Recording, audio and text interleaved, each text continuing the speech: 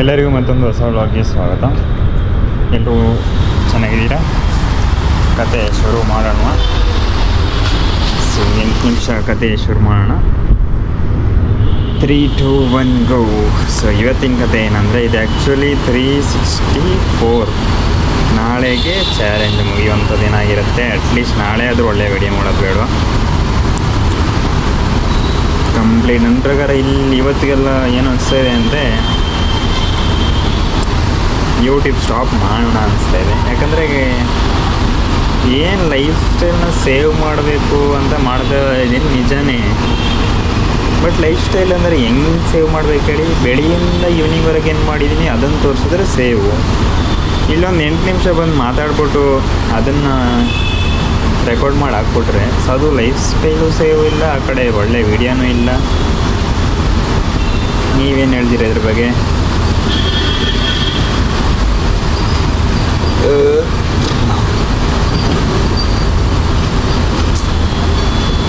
ಹೇಳಿ ಹೇಳಿ ಹೇಳಿ ಹೇಳಿ ಹೇಳಿ ಹೇಳಿ ಅನ್ನ ವೆರಿ ಓಡಿಸೋದ್ನ. ಸೊ ಅದಕ್ಕೆ ನಾನು ಏನು ಅಂದ್ಕೊಂಡಿದ್ದೀನಿ ಅಂದರೆ, ಅದೇ ಸ್ಟಾಪ್ ಮಾಡೋಣ ಅಂತ. 365 ಆದಮೇಲೆ ಸ್ಟಾಪ್ ಅಂದರೆ ಕಂಪ್ಲೀಟಾಗಿ ಆ ಡೈಲಿ ಇರೋದನ್ನ ಸ್ಟಾಪ್ ಮಾಡಿ ಪ್ರಾಪರಾಗಿ ಕಂಟೆಂಟ್ ಇರೋದನ್ನ ಹಾಕೋಣ. ಇಲ್ಲ ನನ್ನ ಮನಸ್ಸು ಚೇಂಜ್ ಆಗಿ ಇಲ್ಲ ಡೈಲಿ ಒಳ್ಳೆ ಕಂಟೆಂಟ್ನ ಮಾಡ್ತೀನಿ ಅನ್ನೋದೇ ಇದ್ದರೆ ಹಾಕು. ಬಟ್ ನನ್ನ ಪ್ರಕಾರ ಅಲ್ಲಿ ಫೋಕಸ್ ಮಾಡಿದ್ರೆ ಟೈಮ್ ವೇಸ್ಟ್ ಆಗುತ್ತೆ. ಸೊ ಬೇರೆ ಕಡೆ ಫೋಕಸ್ ಮಾಡೋಣ ಅಂದರೆ ಸೋಷಿಯಲ್ ಮೀಡಿಯಾನೇ ಫೋಕಸ್ ಮಾಡ್ತೀನಿ. ಬಟ್ ಸ್ವಲ್ಪ ಇನ್ಸ್ಟಾಗ್ರಾಮ್ ಕಡೆ ಚೆನ್ನಾಗಿರೋ ಕಂಟೆಂಟ್ ಮಾಡೋಕ್ಕೆ ಟ್ರೈ ಮಾಡೋಣ. ಅಂದರೆ ಇಲ್ಲಿ ಇವಾಗ ಸುಮ್ಮನೆ 1 ಇಯರ್ ಇವಾಗ ಆಯಿತು, ಏನು ಯೂಸ್ ಆಯಿತು? ಏನಾಗಲಿಲ್ಲ. 1 ಇಯರಿಂದ 200 ಸಬ್ಸ್ಕ್ರೈಬರ್ ಮಾಡಿಕೊಂಡು ಏನೂ ಮಾಡಲಿಲ್ಲ, ಸುಮ್ಮನೆ. ಅಟ್ಲೀಸ್ಟ್ 1 ಇಯರ್ ಚಾಲೆಂಜ್ ಕಂಪ್ಲೀಟ್ ಆಗಿದೆ. ಸೊ ಅದ್ರ ಮೇಲೆ ಮತ್ತೆ ಕಂಟಿನ್ಯೂ ಮಾಡೋದು ಬೇಡ. ಅಂದರೆ ಈ ಥರ ಯೂಸ್ಲೆಸ್ ಕಂಟೆಂಟ್ ಹಾಕೋದು ಬೇಡ ಅಂತ ಅನಿಸ್ತಾ ಇದೆ. ಸಾಕಿದ್ರೆ ಪ್ರಾಪರಾಗಿರೋ ಚೆನ್ನಾಗಿರೋ ಕಂಟೆಂಟು ಹಾಕೋಣ ಅಂತ. ಗೊತ್ತಿಲ್ಲ ನಾನು ಏನು ಮಾಡ್ತೀನಿ ಅಂತ. ಅಂದರೆ ಇವಾಗ ಈ ಬ್ಲಾಗ್ ಮಾಡೋದಕ್ಕೆ ನನಗೆ ಎಷ್ಟು ಟೈಮ್ ಹೋಗುತ್ತೆ ಅಂದರೆ, ಸೊ ನಾರ್ಮಲಾಗಿ ಡೈಲಿ ಲೈಫ್ ಕ್ಯಾಪ್ಚರ್ ಮಾಡ್ತಾ ಹೋದರೆ ಏನು ದೊಡ್ಡ ವಿಷಯ ಇಲ್ಲ. ಸೊ ನೋಡೋಣ ಏನಾಗುತ್ತೆ, ನಿಮ್ಗೆ ಗೊತ್ತಾಗುತ್ತಲ್ಲ. ನನಗೂ ಕನ್ಫ್ಯೂಸನ್ ಇದ್ದೇ ಇದೆ. ಅದು ಬಿಟ್ಟರೆ ದೊಡ್ಡ ಕನ್ಫ್ಯೂಷನು ಕಂಪನಿದು. ಸೊ ಇಂಟರ್ವ್ಯೂ ಸೆಲೆಕ್ಟ್ ಆದಮೇಲೆ ಇವತ್ತುವರೆಗೂ ಕನ್ಫ್ಯೂಷನ್ನೇ. ಯಾವ ಥರ ನನ್ನ ಮೈಂಡಲ್ಲಿ ಏನು ಬರ್ತಾಯಿದೆ ಅಂದರೆ, ಇವಾಗ 6 ಮಂತಲ್ಲ 6 ಮಂತಲ್ಲಿ ಕೊಡ್ತಾರೆ ಅಂತ ಹೇಳ್ತಾರೆ, ಅಂದರೆ ವರ್ಕ್ ಫ್ರಮ್ ಹೋಮ್ ಕೊಡ್ತಾರೆ ಅಂತ.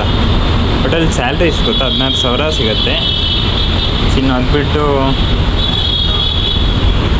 ಸೊ ಇನ್ಕ್ರೀಸ್ ಆದರೆ 1 ಇಯರ್ಗೆ 1000 ಇನ್ಕ್ರೀಸ್ ಆಗುತ್ತಂತೆ. ಆವಾಗ 17,000. ನಾನು ಇಲ್ಲೇ ಇದ್ದರೆ ಇವಾಗ 17,000ನಲ್ಲಿ 5,000 ಹೋಗಿ ಒಂದು 17 ಬೇಡ 16 ಇರಲಿ, ತಿಂಗಳಿಗೆ ಒಂದು 10,000 ಉಳಿಯುತ್ತೆ. ಸೊ ಅದ್ರಲ್ಲಿ ಖರ್ಚಿಗಿರ್ಸಲ್ಲ ಹೋಗಿ ಇನ್ನು ಎಷ್ಟು ಉಳಿಯುತ್ತೆ ಹೇಳಿ? ಎರಡು ತಲೆ ಫುಲ್ ಕನ್ಫ್ಯೂಷನ್ನು. ಸೊ ಅದು ಬೇರೆ ನನ್ನ ವೀಡಿಯೋ ನಮ್ಮ ಆಫೀಸು ಎಲ್ಲರೂ ತಲುಪಿಬಿಟ್ಟಿದೆ. ಇವರು ಇನ್ಸ್ಟಾಗ್ರಾಮ್ ಅಷ್ಟೊಂದು ಇದಿಲ್ಲ, ಅಂದರೆ ನಾನು ಅಂದ್ಕೊಂಡಂಗೆ ಇಲ್ಲ. ಅದು ಎಲ್ಲೆಲ್ಲೋ ತಲುಪಿಬಿಡುತ್ತೆ.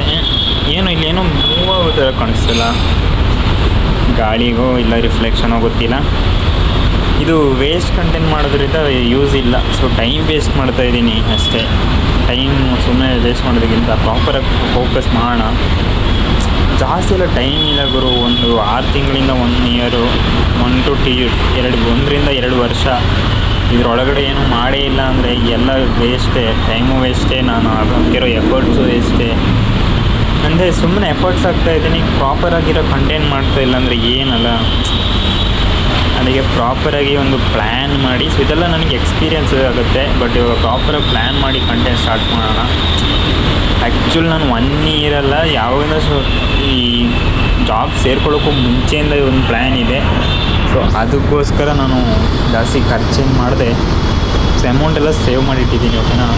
ಖರ್ಚು ನಾನು ಶುರು ಮಾಡಿಲ್ಲ, ಜಾಸ್ತಿ ಅಂತ ಹೇಳೋದೇ ಬೇಡ. ಸೊ ಅಷ್ಟೇ ಖರ್ಚೇ ಮಾಡಿಲ್ಲ ಗುರು ನಾನು. ಸೊ ಅದ್ರ ಮೇಲೆ ಇನ್ವೆಸ್ಟ್ ಮಾಡಬೇಕು. ಇವಾಗ ಅದರಲ್ಲೂ ಕನ್ಫ್ಯೂಷನ್ ಸ್ಟಾರ್ಟ್ ಆಗುತ್ತೆ. ಸೊ ಅದರಲ್ಲೂ ಇದು ತಗೊಳ್ಳ ಅಂತ ಒಟ್ಟಾರೆ ಈ ಕನ್ಫ್ಯೂಷನ್ಸ್ನೆಲ್ಲ ಕ್ಲಿಯರ್ ಮಾಡಿ ಏನು ಮಾಡಲಿ ನೋಡೋಣ. ಸೊ ಇವಾಗ ಮೇನ್ ಕನ್ಫ್ಯೂಷನ್ಸು ಕಂಪನಿ ಬಗ್ಗೆ ಆಗಿರುತ್ತೆ.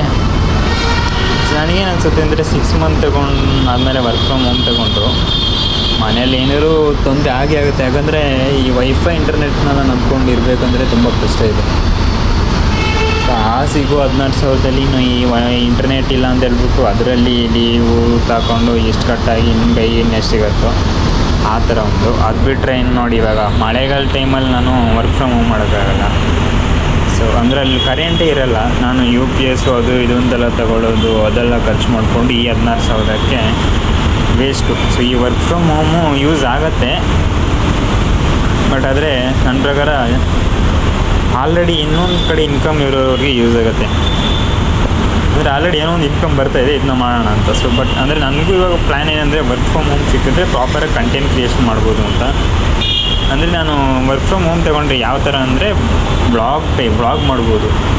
ಸೊ ಇನ್ನು ಅದು ಬಿಟ್ಟು ಬಾಕಿ ಏನು ಮಾಡೋದಿದ್ರು ಅದು ಇಲ್ಲೂ ಸಹ ಮಾಡ್ಬೋದು. ಸೊ ನಾನು ಅದಕ್ಕೆ ಬ್ಲಾಗ್ ಜಾಸ್ತಿ ಇವಾಗ ತುಂಬ ಜನ ಬ್ಲಾಗ್ ಮಾಡ್ತವ್ರೆ. ಸೊ ಅದಕ್ಕೆ ಯೂನಿಕಾಗಿ ಏನೋ ಒಂದು ಮಾಡಬೇಕು. ಎಲ್ಲ ತಲೆಗೆ ಬರುತ್ತೆ, ನೋಡೋಣ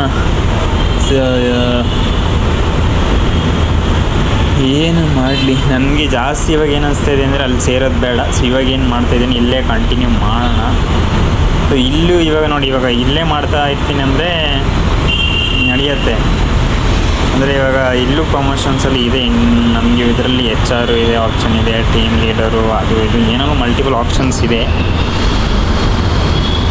ಏನು ಮಾಡೋಕ್ಕೆ ಗೊತ್ತಾಗ್ತಿಲ್ಲ ಗುರು.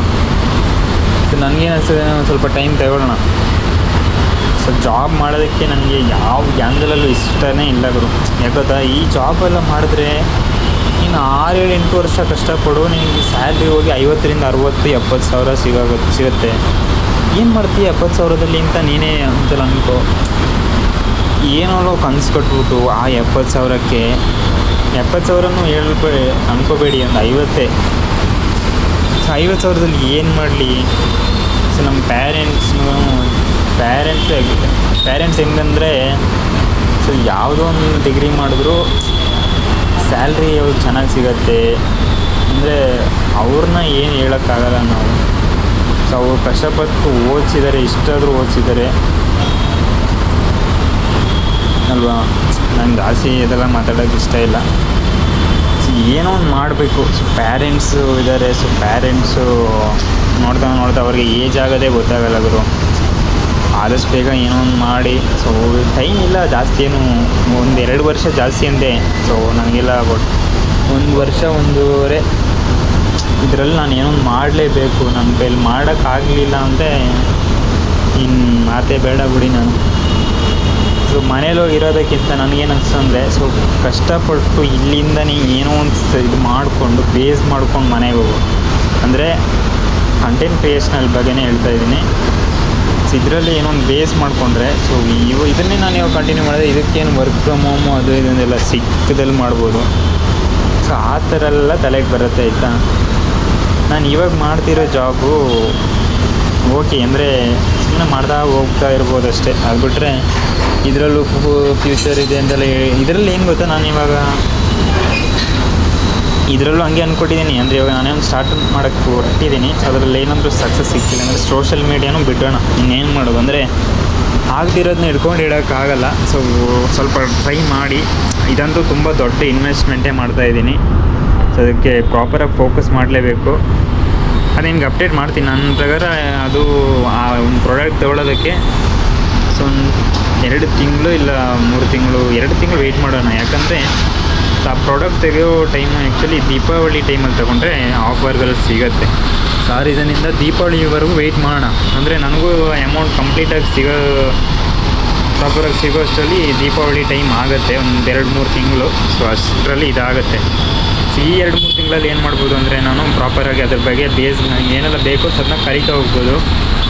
ಸೊ ಅಂದರೆ ಇಷ್ಟು ದಿನ ಕನ್ಫ್ಯೂಷನ್ಸ್ ನಡೀತಾ ಇತ್ತು, ಈ ಕಂಪನಿ ಬಿಡಬೇಕಾ ಬೇಡ ಅಂತ. ಸೊ ಇವಾಗ ನಾನು ಒಂದು ಸಲ ಕ್ಲಿಯರ್ ಆದರೆ ಸೊ ಇದು ಬಿಡೋದು ಬೇಡ ಅಂತ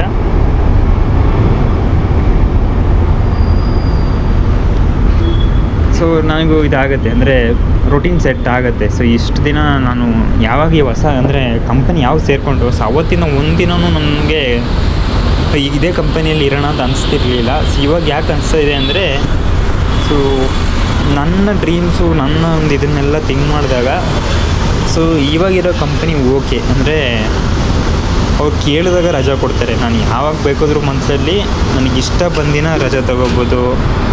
ಇನ್ನು ಅಂದರೆ ಇವಾಗ 8 ವೀಕ್ ಆಫ್ ಇರುತ್ತಲ್ವ, ಸೊ ಅದು 8 ಬೇಗ ಕಂಟಿನ್ಯೂಸ್ ಆಗಿ ತೊಗೋಬೋದು. ನಿಂಗೆ ಇಷ್ಟ ಬಂದ ಟೈಮ್ ಕೇಳಿದ್ರೆ ಅದು ಕೊಡ್ತಾರೆ. ಅಂದರೆ ಅವರು ಇದು ಮಾಡ್ತಾರೆ, ಫೋರ್ಸ್ ಮಾಡ್ತಾರೆ, ಬಟ್ ಆದರೂ ಇಷ್ಟ ಬಂದ ಟೈಮ್ ಕೊಟ್ಬಿಡ್ತಾರೆ. ಅದು ಬಿಟ್ಟರೆ ನೀನು ಇಷ್ಟ ಬಂದಿರೋ ದಿನ ರಜಾನೂ ತೊಗೋಬೋದು. ಓಕೆನಾ? ಸೊ ಆ ಥರ ಇರೋದ್ರಿಂದ ನನಗೆ ಇದು ಸ್ವಲ್ಪ ಯೂಸ್ಫುಲ್ ಆಗುತ್ತೆ. ನಾನು ಎಲ್ಲನೂ ಟ್ರೈ ಅಂದರೆ ಇದು ಈ ಕಂಪನಿಯಲ್ಲಿ ಇದ್ಕೊಂಡು ಎಲ್ಲ ಟ್ರೈ ಮಾಡ್ಬೋದು. ಬಟ್ ಇನ್ ಕೇಸ್ ನನಗೆ ಇದರಲ್ಲಿ ಅಂದರೆ ಇವಾಗ ಎಕ್ಸ್ಪೀರಿಯನ್ಸ್ ಜಾಸ್ತಿ ಯೂಸ್ ಆಗೋಲ್ಲ ಈ ಕಂಪನಿಯಲ್ಲಿ ಇರೋದು. ಬಟ್ ಇದರಲ್ಲಿ ಇವಾಗ ನಾನು ಸೇಮ್ ಇದೇ ಕಂಪನಿಯಲ್ಲೇ ಕಂಟಿನ್ಯೂ ಮಾಡ್ತೀನಿ ಅಂದರೆ ಸೊ ನನಗೆ ಎಚ್ ಆರ್ ಸಿಗುತ್ತೆ. ಸೊ ಅದು ಬಿಟ್ಟರೆ TL, ಸೊ ಆ ಥರ ತುಂಬ ಮಲ್ಟಿಪಲ್ ಆಪ್ಷನ್ಸ್ ಇದೆ. ನಾನು ಜಾಸ್ತಿಯಾಗಿ HR ಕಡೆ ಫೋಕಸ್ ಮಾಡ್ಬೋದು. ಅಂದರೆ ಇದರಲ್ಲಿ ಇರ್ತೀನಿ ಅಂದರೆ ನನಗೆ ಕಂಪನಿಯಲ್ಲಿ ಕೆಲಸ ಮಾಡೋಕ್ಕೆ ಇಂಟ್ರೆಸ್ಟೇ ಇಲ್ಲ. ಇಫ್ ಇದು ನಾನೊಂದು IT ಜಾಬ್ ಮಾಡ್ತಾಯಿದ್ರೆ ನಾನು ಕಂಟಿನ್ಯೂ ಮಾಡ್ಬೋದಿತ್ತು. ಯಾಕಂದರೆ IT ಯಲ್ಲಿ ಗ್ರೋತು ಚೆನ್ನಾಗಿದೆ, ಸೆಲನ್ ಚೆನ್ನಾಗಿದೆ. ಸೊ ಆ ರೀಸನಿಂದ ನಾನು ಸ್ವಲ್ಪ ಥಿಂಕ್ ಮಾಡ್ತಾಯಿದ್ದೀನಿ ಏನು ಮಾಡ್ಬೋದು ಅಂತ. ಥಿಂಕ್ ಅಂದರೆ ಇವಾಗ ನನಗೆ ಅನಿಸ್ತಾ ಇದೆ ಹೊಸ ಕಂಪನಿ ಏನು ನೋಡಿ ಅಲ್ಲಿ ಸೇರ್ಕೊಳ್ಳೋದು ಬೇಡ ಅಂತಲೇ ಅನ್ಕೊಬಿಟ್ಟಿದ್ದೀನಿ. ಆಲ್ಮೋಸ್ಟ್ ಇವಾಗ 90% ಕ್ಲಿಯರ್ ಆಗಿದೆ. ಸೊ ಅದು ಕನ್ಫ್ಯೂಷನ್ಸ್ ಇದ್ದೇ ಇರುತ್ತಲ್ವ. ಸೊ ಬಂದು ಆ ಕಡೆ ಈ ಕಡೆ ಥಿಂಕ್ ಮಾಡಿ ಮಾಡ್ತಾಯಿದ್ದೀನಿ. ನೆಕ್ಸ್ಟ್ ಇವಾಗ ನನ್ನ ಕಂಪನಿ ಇಂಟರ್ವ್ಯೂಸಿಗೆ ಹೋಗೋದಿಲ್ಲ. ಯಾಕೆ ಗೊತ್ತಾ? ಸೊ ಇಂಟರ್ವ್ಯೂಗೆ ಹೋಗಿ ಸೆಲೆಕ್ಟ್ ಆಗಿ ಇಲ್ಲಿ ಸ್ಯಾಲ್ರಿ ಇದೆ ದೊಡ್ಡ ಕಷ್ಟ. ಈ ಸ್ಯಾಲ್ರಿ ಇದು ಆ ಕಡೆ ಈ ಕಡೆ ಏನಾದ್ರು ಇದ್ದರೆ ನಾನು ಏನೋ ಒಂದು ಮಾಡ್ಕೋಬೋದಿತ್ತು.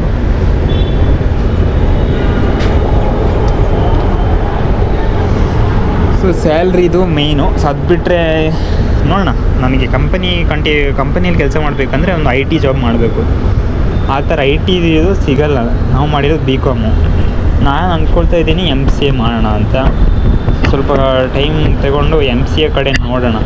ಸೊ ಇವಾಗ ನಮ್ಮದು ಇದರಲ್ಲಿ ಯಾರೋ ಒಬ್ರು ಮಾಡ್ತಾಯಿದ್ದಾರೆ. ಸೊ ಅವಳು ಸಲ ಕೇಳಬೇಕು. ಅಂದರೆ ನಮ್ಮ ಕಂಪನಿಯಲ್ಲಿ ವರ್ಕ್ ಮಾಡೋರು.